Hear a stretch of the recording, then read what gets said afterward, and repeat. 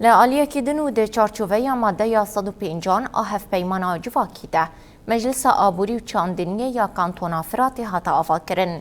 نونرین سازی و دستین ریفبریا خسریا دموکرات کانتونا فراتی لافهیا مجلس آبوری یانو یا لواجار کوبانه جویان. دجوینه ده لگوری ماده یا 150 آهف پیمانه مجلس آبوری و چاندنیه یا کانتونا فراتی هاتا آفا کرن. دجوینه ده مروه درعی و عباس محمد علي وكهف سروكين مجلسي هاتن هلبجارتن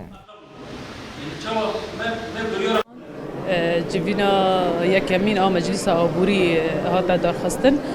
سر اساس عقد الاجتماعي 12/10/2023 هاتا تصديق لآلية مجلس جلان سروي اساسي ومجلس آوا ببناء سیستم مندا هر بش هندر ریبری خاصر دا یک جیجی مجلس آبوریه ذات خبات و کدک جبی به مجلس هاتا دانین مجلس بنجه ده هاتا تشكرن لبلدان حتى باجارم نهاجي سر أصل مقاطعة طبعا هندر في جبينه ده أم نافر دانا ونافر ديان وه في سروق وره البجارتنا ومجلس تشلو بينش كس هندر في مجلس ده جباكا سيبيل جسازي آبوري جحر دستا زراعته ودستا آبوري و پیکته جوانا و هوالانا و دپیش نیار در کبنه نیوا هوالانا طبعا جواکا سیبیل نابه جبر اویانا ممثلین سر مؤسسات خواهاتنا جمیوانان خبران کسی بسپو که یعنی ام بی قابی ترشیح وکری هوال خوا رشح بکن دده بسپور و در کبنه و اویا مجلس خار خستن بکن سروی اساسی هیئه خوا اداری چکن هیئه ده حکومتان تدین نظام داخلی جهات خواندن و شوبان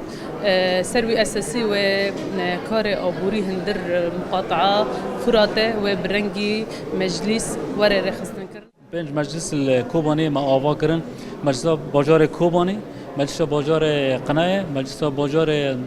سرينة مجلس باجار عين عيسى ومجلس باجار عين عيسى أو شيرانه. پشتیوه کومین اندام آبوری کمت کومین دا آوا که پشتیوه مجلس باجار جگی هاتا آراد کن. پشتیوه جی امنها در بس مجلس عام بونه ام کد و کسی هانه که دعوت کری گوری پیمان جواکی و ده می بازرگانیه و یکتی جودکاران کتکاران می پیسپوران سازی جواکا سیویلن ممثلی می مرآنه ممثلی می جنگه هنه و کمیته اندام آبوری کمای هلبجارتی مجلس هذا اوجی بشداری و جوینه بون. زراعيه لمنتجات صناعيه 9 تفتخر